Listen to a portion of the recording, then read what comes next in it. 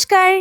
এই যে বেশিরভাগ সময় আমি একা থাকি, একা খাই, একা ঘুরি, এর অন্যতম একটা কারণ হলো আমি কমিটমেন্টে ভীষণ ভয় পাই। করতেই হবে, যেতেই হবে, সারা জীবন বয়ে বেড়াতে হবে, এরকম বিষয়গুলো আমি প্রাণপণে এড়িয়ে চলার চেষ্টা করি আপাতত। এরকম পরিস্থিতিতে আমার ভীষণ বন্দি লাগে। এজন্য আমি একা বেশি আনন্দে থাকি। কিন্তু বাই এনি চান্স কমিটমেন্ট দিয়ে পূরণ করতে না পারলে নিজেরই কষ্ট লাগে।